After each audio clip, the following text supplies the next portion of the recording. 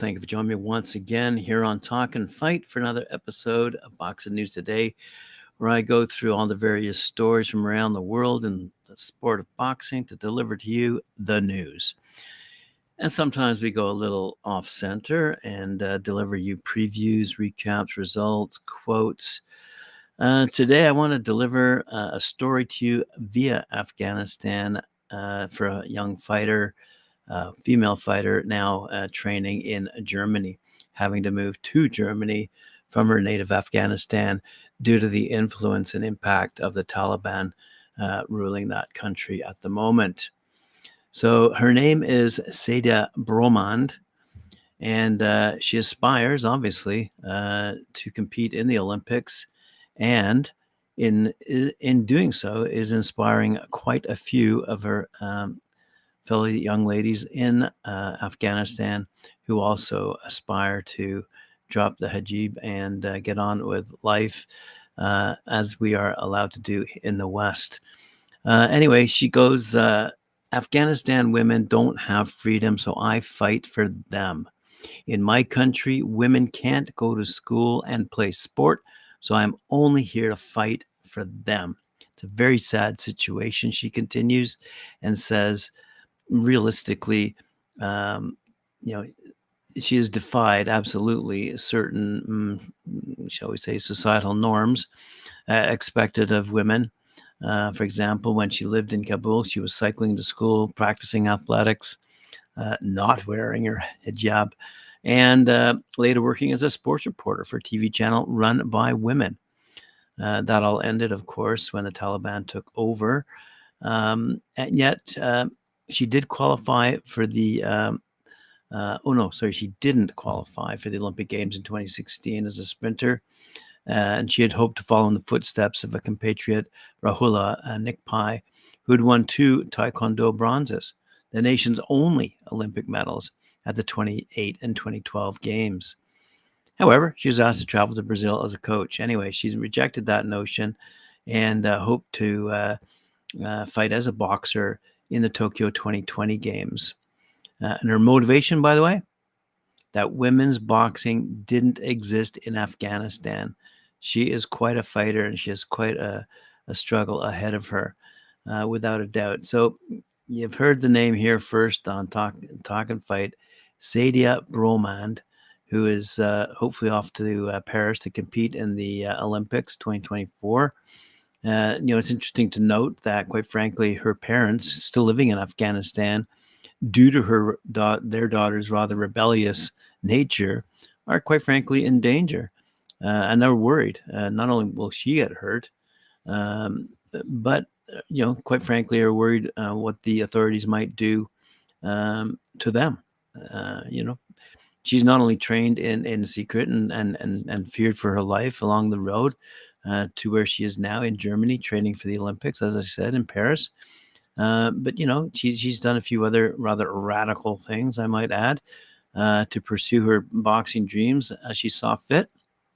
And she's experienced, let's face it, many tough days due to being so far away from her family. She says, "You can find everything in Germany except my mother and my best friends, Fahima. I really miss them a lot, though we do speak regularly. Also, Afghanistan is really warm and Berlin is very cold, and she misses the weather," she adds. "I'm here without a hijab and in boxing gear, so my parents were really worried. They were saying if the Taliban rulers see an Afghan woman like that, they may imprison my father," she said. Wow. That's how stressed she is, and yet she's on her way to fight. She also added in this particular story, which is on the Olympics website I found, when Bromand feels discouraged, she looks at her tattoos. Another practice considered inappropriate for women in Afghanistan.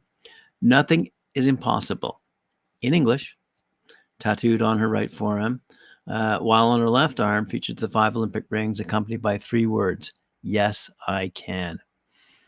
She said, "All the time when I was in Afghanistan, I was always stressed and overwhelmed, and this is to remind myself to be happy and smile no matter what." So let's wish this young lady the best of luck as she continues practicing and training hard in Germany to fight for her country in Paris this upcoming summer, 2024, the Olympics. We're all looking forward to it. There's a lot of great stories regarding young athletes trying their best to make their teams respectively. There are some good stories on the Olympics website, by the way. One features an upcoming Nigerian boxing star, Patricia Mbata, who's inspired by Anthony Joshua, by the way, and is now following her boxing dream, hoping to make the Nigerian team and compete in the Olympics. Also, there's an article on Ginny Fuchs, the Texan boxer, who's now like probably in her mid-30s. But, she's saying how boxing saved her from her OCD. She had a terrible fear, apparently, growing up of germs.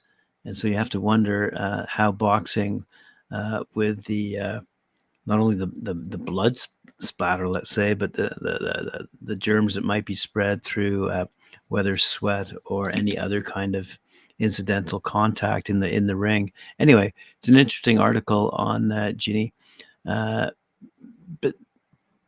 I thought I'd focus on Sadia Bromand and her path to the Olympics as a boxer, and how it's been inspiring, and not only for her, but having, by the way, been inspired by Muhammad Ali and his fight and his struggle against his oppressors back in the 60s. Anyway, let's move along.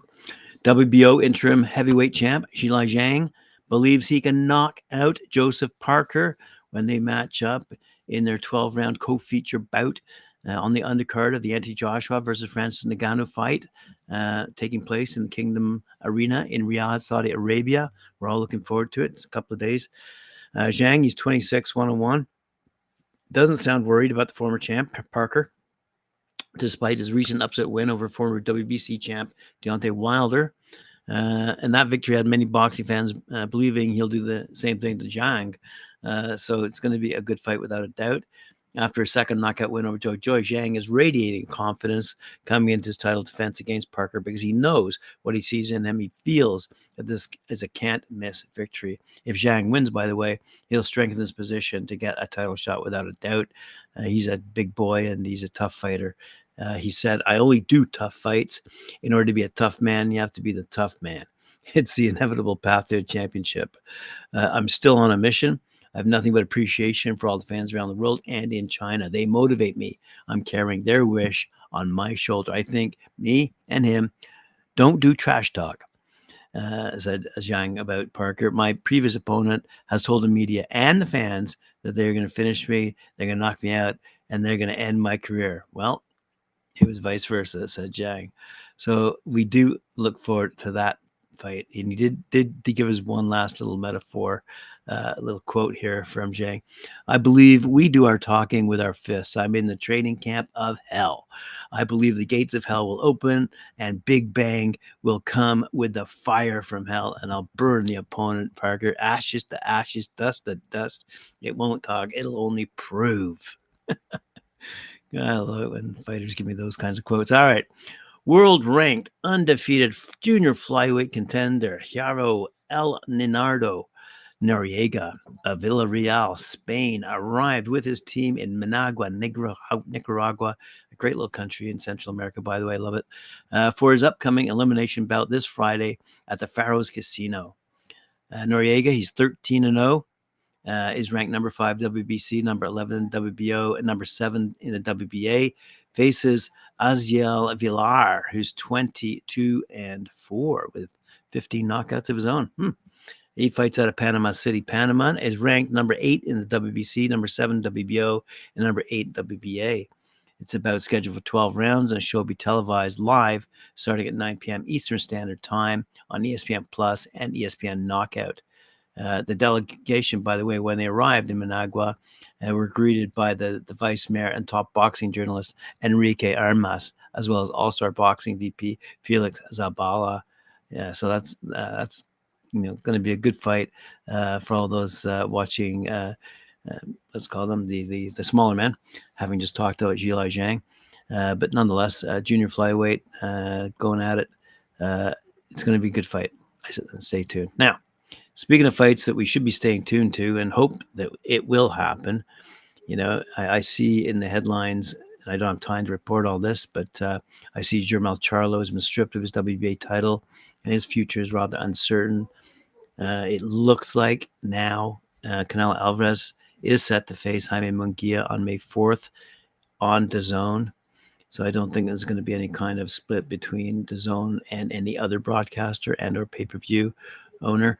Floyd Mayweather's advised David Benavidez, wait your turn, just keep winning. And this is while David Benavidez himself is called out for Canelo for avoiding that fight. And did you notice that one of the fighters that we used to talk about a lot on Talk and Fight, especially when I was talking to Christian von Sponek about the heavyweights, Adam Kaunaki has been stopped in the first round.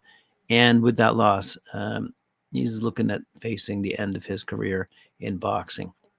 But facing the end of a career, maybe starting out, depends how you look at all this one. Let's go to the soap opera called Ryan Garcia versus the World.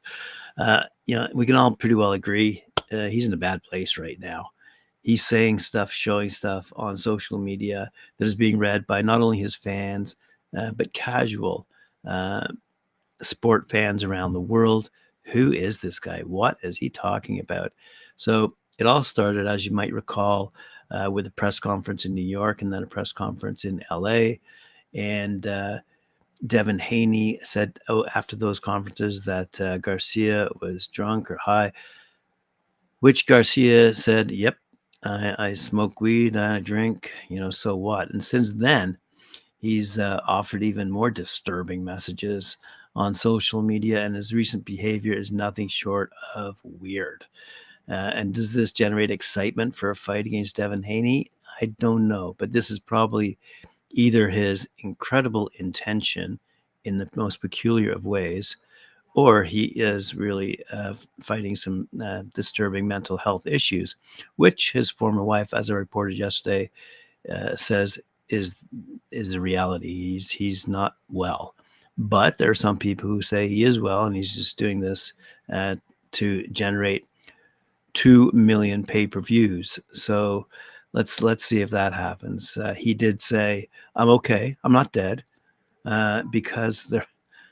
I'll read it. There was a tweet through his channel, his social media channel X, formerly Twitter, where he says, in a nutshell, let's have a quick read. It's coming up. Let me get to anyway. So basically, in a nutshell, it says, they slid his throat and buried the poor, but it was signed by Ryan Garcia. So he says, "Oh, that wasn't me. That wasn't my someone's hacked my account." Okay. Anyway, he basically says, "I'm okay. I'm not dead. They're blocking my cards. I can't even access my money." He sent a video that was uploaded. So it doesn't. Who knows who they are? Anyways, so some people have expressed concern and sympathy for poor old Ryan Garcia, while others have not. And I just want to quote here, former UFC middleweight champ Sean Strickland falls firmly into the latter category. He goes, "God, I hate famous people. Bro, you're fucking rich. They're kids in salt mines, kids dying of cancer, begging for one more day on this earth. And you're having a breakdown on social media?" Strickland wrote, "You fucking pussy. You get what you want. Did enough people tell you they love you? Do you feel better?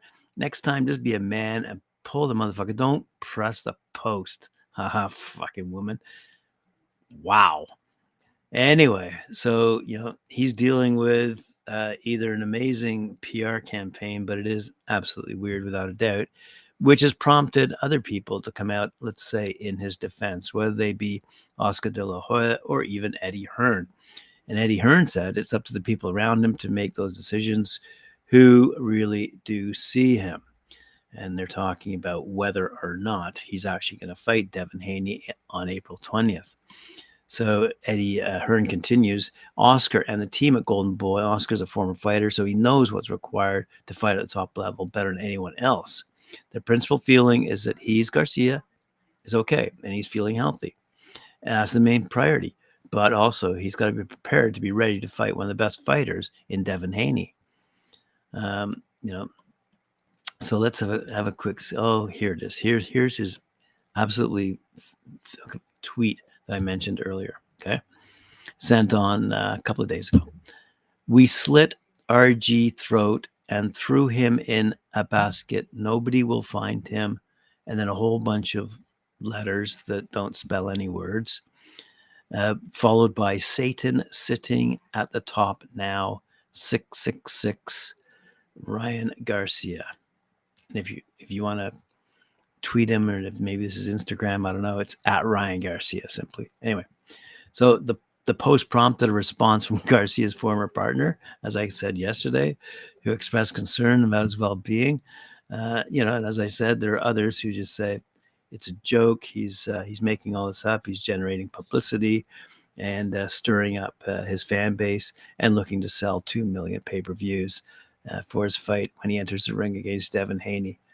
But I gotta say, that is one of the most strange stories to hit the headlines in a while. It's ongoing, and we'll see where it ends up. But we've reported very often about how boxing has certainly impacted people's lives positively, and they have impacted their communities positively. And then there are people who take their liberties. And although Mr. Strickland was pretty forthright in his choice of words, let's see where this all ends up. I hope it ends up quite well for both Devin Haney and Ryan Garcia, and we see a great fight. But there are lots of others coming up, including the Francis Ngannou anti-Joshua fight, and a massive undercard is taking place in a couple of days over in Saudi Arabia, so stay tuned for that. And whether you're in Japan or the Philippines, there are fights going on. Whether you're in Africa, there's fights going on. There are tune-ups for the Olympics and the amateurs going on. Wherever you look around the world, there's boxing. And there's lots of talented, great young athletes training hard and focused on the sport of becoming better and winning championships. And good for them. And we should be thankful for their dedication and commitment and levels of integrity. And we shouldn't try to worry about Ryan Garcia. All right, boxing fans, remember to like, share, subscribe, hit that notification bell, and we'll see you at 11 a.m. Here on Talk and Fight.